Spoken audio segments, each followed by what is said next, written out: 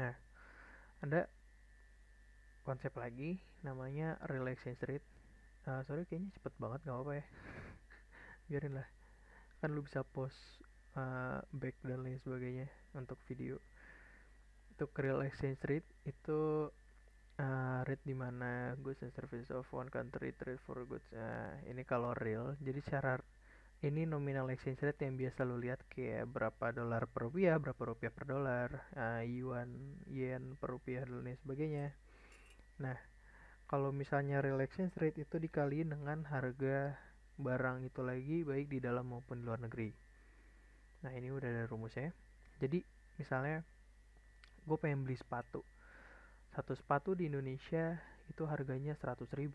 Satu sepatu di Zimbabwe misalnya, harga sepatu di Zimbabwe harganya itu 1 juta dolar Zimbabwe. 100.000 per 1 juta dolar Zimbabwe dikali dengan exchange rate-nya. Sehingga gue bisa bilang real exchange rate-nya nanti satu sepatu di Indonesia sama dengan sekian sekian sekian sepatu di Zimbabwe, atau kebalikannya aja, satu sepatu di Zimbabwe sama dengan sekian sekian sekian sepatu di Indonesia gitu. Nah, ini uh, tadi kan kita ngomongin masalah real exchange rate law. Nah, ada beberapa ahli atau ya kayak pendapat di mana mereka bilang bah akan ada law of one price di mana sebuah barang, katakan barang X, jadi barang ini sama, seharusnya terjual dengan harga yang sama di tempat atau pasar yang berbeda-beda. Misalnya kalau HP atau tadi kita ngomongin sepatu, di harga ini 2.500.000 di kota B atau di negara B, maka dia bakal dihargai dengan ya nominal di currency rupiahnya itu juga 2.500.000 di kota C. Kenapa? Karena kalau nggak sama harganya akan ada arbitrase. Kan ini yang terjadi sekarang kan, kayak kalau lu bisa dapat lebih murah di suatu tempat, lu bakal beli di tempat lainnya. Terus akhirnya ada just tip dan lu jual di tempat yang lebih mahal tersebut kayak gitu. Nah, karena adanya arbitrase ini, yang akan terjadi adalah kalau misalnya harga di kota B dan kota C ini sama, terjadi arbitrase, lama-lama harganya bakal sama. Karena misalnya di kota B ini nggak 2.500.000 tapi 3.500.000, sehingga di kota B ini lebih mahal. Nah, kalau lebih mahal, orang-orang bakal pada beli di kota C, sehingga demand-nya naik, harganya bakal naik.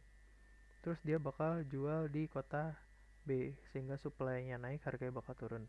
Hingga di kota B sama kota C ini harganya sama. Kayak gitu. Ini law of one price. Nah, tapi ada konsep yang lebih rumit lagi. Itu kita nggak ngomongin nominal atau currency yang sama value-nya.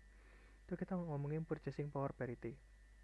Kalau di buku gue inget kalau dulu waktu gue kuliah semester 2 itu contoh barang paling gampangnya itu dan paling sering digunakan dijadiin contoh untuk perekonomian itu Big Mac.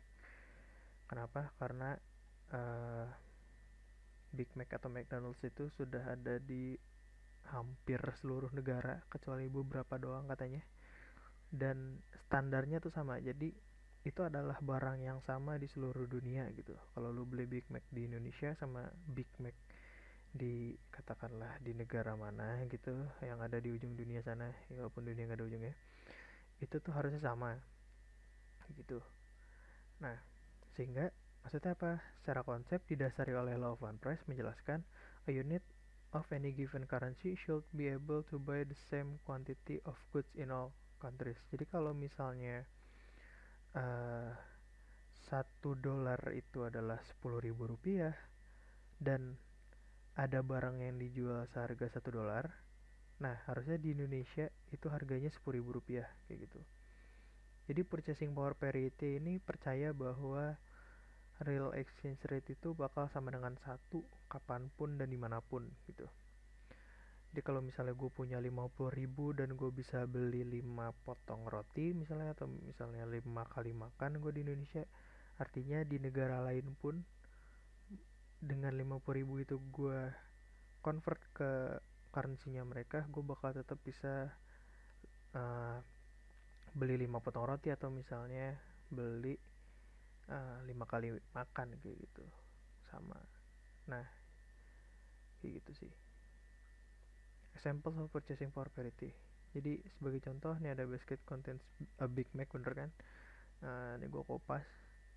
Jadi harga US Big Mac in dollars dengan harganya ini contohnya Jepang, exchange rate-nya.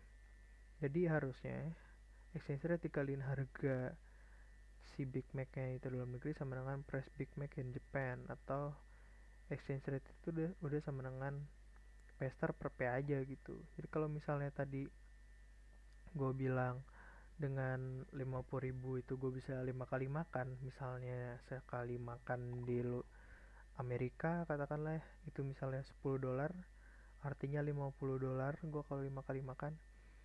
Nah, nominal exchange rate-nya ini bakal jadinya $50 per 50.000 gitu. Atau kalau di ini adalah $1 per Rp1.000 gitu, Rp1.000 per dolar, kayak gitu deh. Jadi nominal exchange rate cuma dipengaruhi oleh harga dari barang-barang aja kayak gitu. Implikasinya apa dengan adanya asumsi PPP ini? Purchasing power of the dollar is always at the same at home and abroad. Then the real exchange rate cannot change. Jadi ya real exchange rate lo karena cuma dipengaruhi oleh P star dan P aja, yang mana dia bakal tetap sepanjang waktu, itu nggak bisa berubah-berubah. Terus teori of purchasing power parity, nominal exchange rate between the currencies of two countries must reflect the price levels in those countries. Tadi karena balik lagi ke rumusnya adalah ini, yang akan terjadi adalah nominal exchange rate-nya itu ya cuma dipengaruhi oleh P star per P aja, udah nggak ada lagi. Jadi kalau misalnya ada gonjang ganjing gitu kan, politik atau misalnya ada demo besar-besaran, perang saudara dan lain sebagainya, ini tetap aja gitu selama harganya nggak berubah gitu. Yang mana sebenarnya kalau di dunia yang kita jalani sekarang kan nggak gini gitu. Aplikasi lanjutannya, nominal exchange rates change when price level change. Ya, karena tadi kan price levelnya misalnya tadi ada perubahan di P-star, misalnya ada sekarang makan di luar negeri nggak $50 tapi $100, tapi di sini tetap 50.000, ya artinya exchange rate-nya ya berubah gitu. Jadinya exchange rate-nya sama dengan $100 per 50.000 kayak gitu.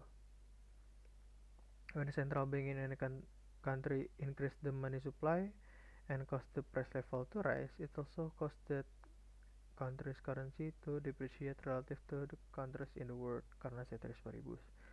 Jadi kan kalau misalnya central banknya itu increase money supply, seperti yang kalian ketahui, nanti implikasinya adalah kenaikan tingkat harga price level, sehingga kalau misalnya ceteris paribus harga dari luar negerinya itu nggak berubah, yang akan terjadi adalah currency dari si negara tersebut bakal terdepresiasi. Jadi kalau misalnya ini naik, P-nya ini naik, kan yang terjadi adalah E-nya turun ya gitu.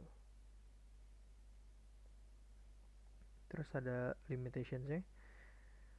Teori dari purchasing power parity does not always hold in practice. Kenapa? Karena many goods are not easily traded.